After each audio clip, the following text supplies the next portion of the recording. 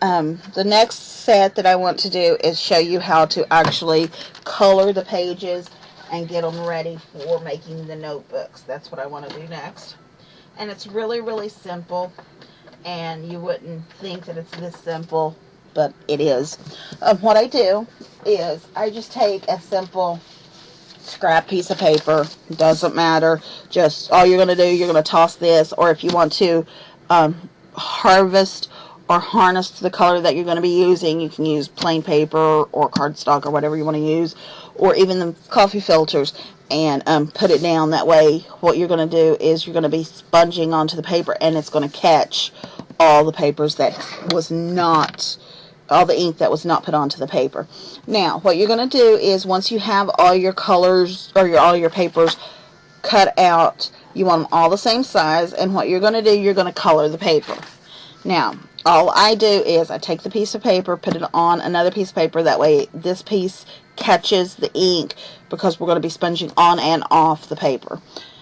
I have my little sponge and of course my ink, and all I do is take the sponge and rub it across to catch the ink onto the sponge. And all I do is, starting from on the corner, you can start off the paper and then move on, or you can start in the corner to give it a little bit of darkness. I work around the paper to give it darker on the edge, and then I'll work myself inwards to give it lighter. But all I do is just start coloring it in.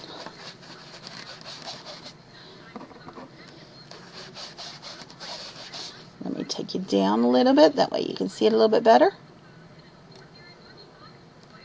Okay. Move this over. We'll just sponge it in, and I am going to, might make it a little easier for you to see the color, I don't know. And just work around the edges, half on, half off, to get the very, very tip of the piece of paper. And all I do is just work around until all four sides are done.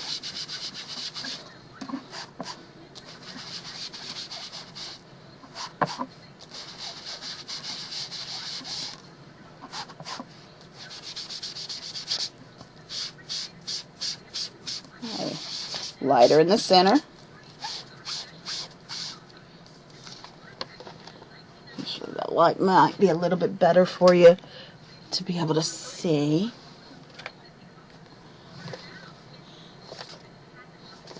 And if you'll notice, make it easier for you to comprehend the paper.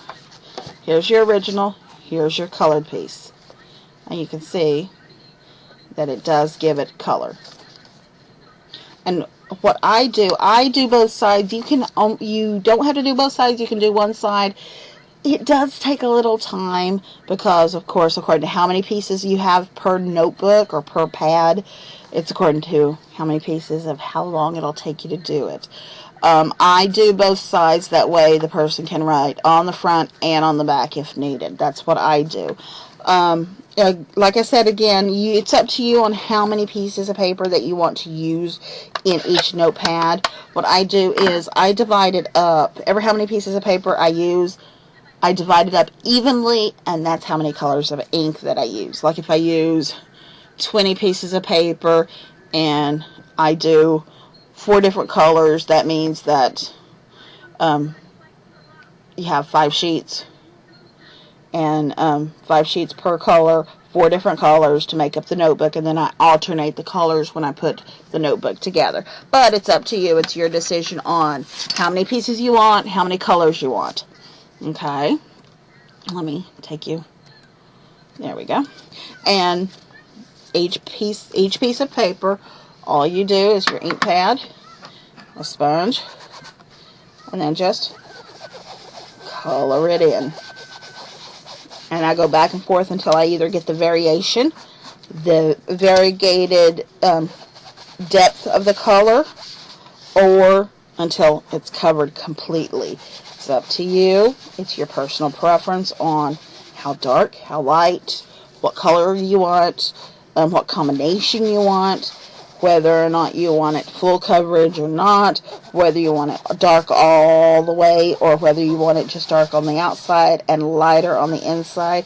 It's all up to you. You can even do a marbling effect. Pounce and then literally just pounce the paper to cover it, and you'll get almost like a splattered effect. But if you take the ink and rub it, then you're going to get an all-over coverage for the notepad. And like I said, I do both sides. It's up to you whether or not you want to do both sides. If you want to stick with just one side, it's up to you. And you would do all your papers that way. However you want to do it, whatever combination you want to do it in, it's up to you. But you would do all of your papers that way.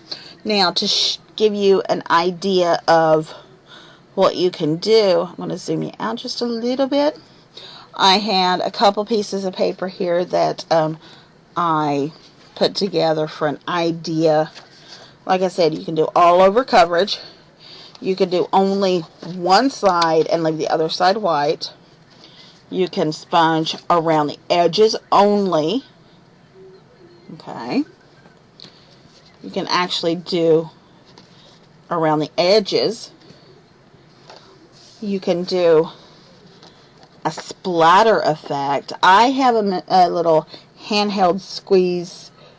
It's almost like a gun that gives you the splatter effect, but you don't have to have that. You could use acrylic paint, water it down, and take a toothbrush and do a flicking motion onto the paper to get a splattered effect if you want that type of effect. You could take, I've never tried it, but I've seen it done on the walls. I've done it on walls myself.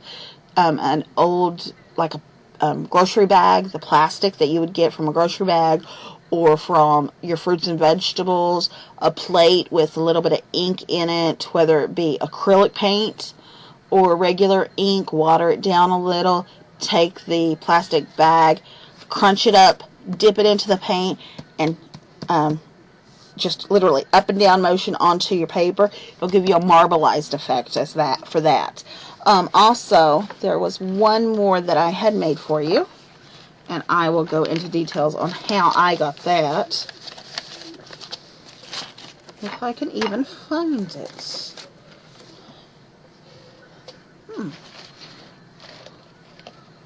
I don't see it. You can do stamping on the paper. You can do this, just simple stamping at the bottom. It is just a regular stamp. This is the first stamp. Leave it inked up. Do not wipe it off or anything. This is your first generation. That's your second generation if you want a lighter effect. Stamped first, immediately stamped on another piece of paper. That's your first generation stamping, your second generation stamping. And if you wanted even a lighter effect, you could do a third piece of paper, which would give you even a lighter effect, which would be a third generation stamping, which would give you more subtle effect of the paper, of the stamped image. That's that. There was another piece of paper, and I can't believe it walked away. Here it is. You can also do this. I'll show you how to do this as well. All I did, we actually have a few minutes. I'm just going to flip this over. All I did was this one here, masking tape, dollar store. You can get it for $1. All I did was literally put it right against the edge. I sponged on the paper. I put it right against the edge, and then on the other side right against the edge. And I sponged from the masking tape out onto the scrap paper, and from the masking tape out onto the scrap paper. Then I pulled it up carefully, and then I took another piece and put it on the other side, and then sponged it from the masking tape out. And it gives you that outline to be able to do it. I want to show you this really quick before my time runs out. I literally lay the paper down, put masking tape around it. I'll do two here. And then take the paper or the ink pad and the sponge again. And like I said, I do it to where that sponge is that color only. Just take the sponge, get your ink, and fill it in. You can use painter's tape, but the masking tape works for me. You can get it at the dollar store, so it's not a major, huge investment. You probably have some laying around your home. I've also seen people take the masking tape and do washi tape. They would glue on tissue paper or stamp it. That right there is all I did, was just filled in and colored in the empty spots in between each piece of tape.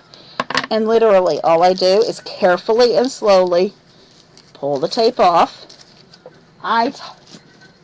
You can reuse the tape if you're doing multiple papers for that particular color. Like I said, it's from the dollar store, so just watch. You might have two things. You might have a might get to the point where it's not sticky, and you have to be careful and watch yourself, because just like what just happened here, I'm going to zoom in so you can see it. I got all the tape off, but this one, if you'll notice right here, it is pulling off the paper. So that's what you want to be careful of whenever you're pulling off the tape. You want to make sure and be careful that it's not going to pull the paper. And this one actually is. So it's a trial and error. You know, sometimes it works, sometimes it doesn't.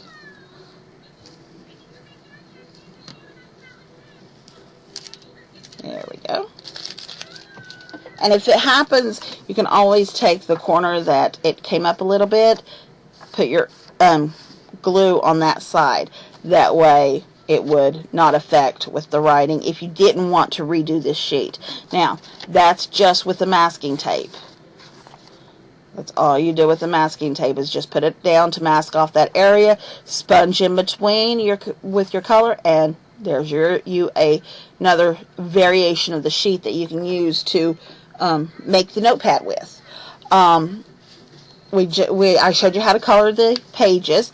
I've already got all the other pages colored, so the next video will be putting it together. Like I said, the backing, you can cover it.